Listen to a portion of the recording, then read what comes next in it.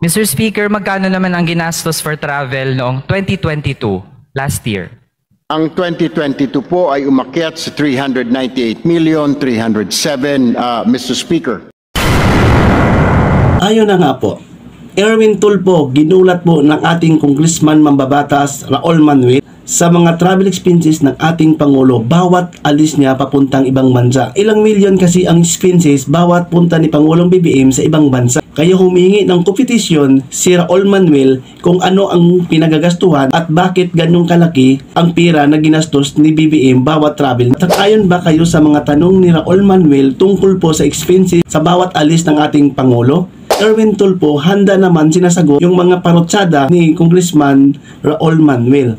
Kaya mga ka-viewers, panoorin po natin yung video na ito at kayo na po yung humusga at mag-comment po dito kung tama ba yung mga questionable ni Raul Manuel sa ating Pangulo kung bakit ganun kalaki ang mga travel expenses ng ating Pangulo. Kaya mga ka-viewers, panoorin na po natin yung video na ito at kayo na po yung humusga. Let's go! Magkano ang travel expenses ng Office of the President noong 2021? Sa katanungan po ng aking kasamahan dito sa Kongreso, ang 2021 travel expense po ng Office of the President ay nasa 37,499,000, Mr. Speaker. Mr. Speaker, magkano naman ang ginastos for travel noong 2022, last year? Ang 2022 po ay umakyat sa 398,307,000, Mr. Speaker.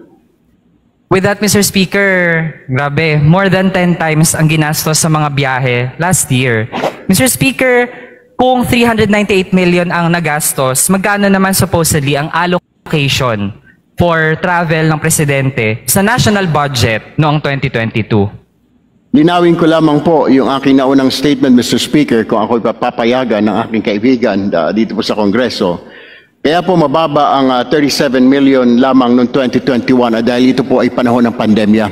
At alam po natin na Pangulong Duterte ay hindi po bumiyahe ng mga panahon na yun.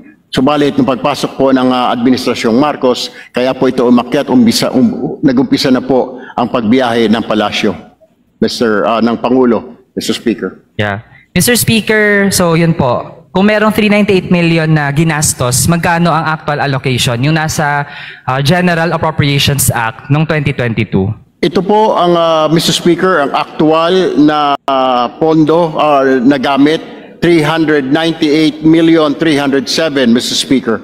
Mr. Speaker, balak ba ng Pangulo na pumunta sa Formula 1 sa Singapore sa 2024? Ang 2024 po, ito po ay propose pa lamang at ito po ay request pa lamang. Ina-anticipate po na marami pong magiging biyahe ang Pangulo para po makahikayat pa ng mga investor, Mr. Speaker. Mr. Speaker, kasi yung sa Formula 1 po, if ever, shouldered na naman ng taong bayan. Kaya po, we'd like to know in advance, Mr. Speaker, pupunta po ba sa susunod na taon sa Formula 1 sa Singapore ang Pangulo?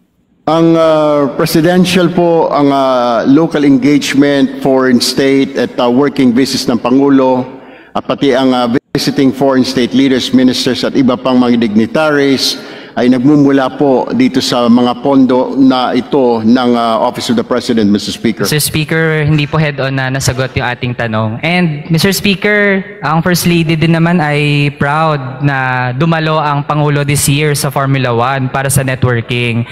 So kung proud po ang Office of the President, di dapat po hindi ikahiya kung dadalo ang Pangulo sa Formula 1 sa 2024. Ang biyahe po ng Pangulo sa Singapore ay ito po ay isang imbitasyon mula po sa isang grupo ay yung pong pagpapanood sa formula po. Ito po siya po ay naimbitahan laang, Mr. Speaker, in advance. Sige, Mr. Speaker, hindi ko na po ididiin kasi kahit mismo sponsor po natin ay nahihiyang i-admit kung dadalo next year ang ating Pangulo sa Formula 1 sa Singapore. Mr. Speaker, i-assess po natin ang foreign trips. Ang daming travels noong second half ng 2022. Para matasa po ng tama ang epekto ng foreign travels, we'd like to ask, gaano kalaki na ang ating foreign direct investments for the first half of 2023? Bago ko po sagutin yan, Mr. Speaker, ang kanyang tanong, babalikan ko muna yung tanong po ng aking kaibigan.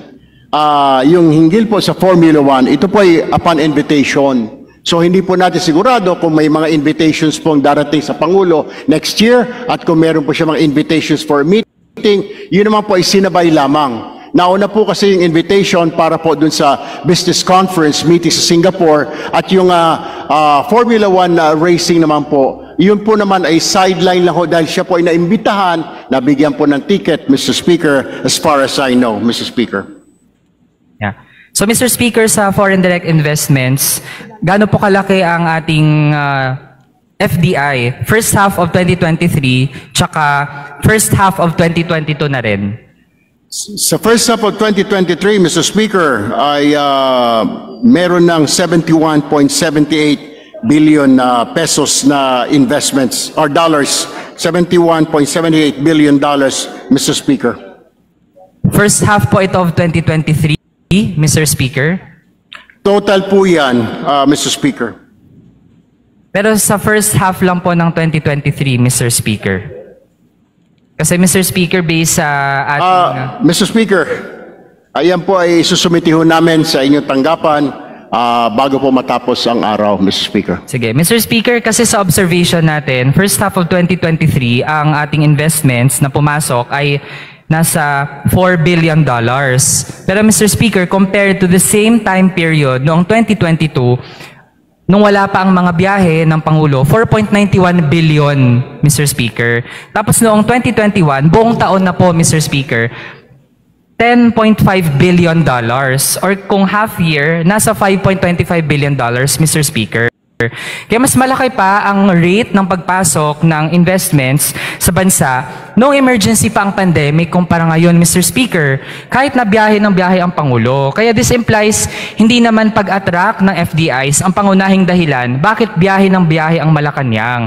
Nababaon sa utang ang mga Pilipino sa dagdag na gastos. Kaya the Filipino people should not pay for the revenge travel of our top officials, Mr. Speaker. Mga viewers, tama lang ba na ganun kalaki at ganun kamilyon-milyon ang ginastos ng ating Pangulo bawat travel niya po sa ibang bansa? Naniniwala ba kayo na ganun kalaki yung expenses at tama po ba si Raul Manuel or tama din po ba si Erwin Tulfo sa paliwanag niya tungkol sa mga aligasyon na tanong Raul Manuel? Kung nagustuhan niyo po mga ka-viewers yung video na ito, please like and share lang po at sa hindi pa nakasubscribe, mag-subscribe na po kayo guys para updated po kayo sa mga paritis po natin. Maraming salamat po guys. Thank you.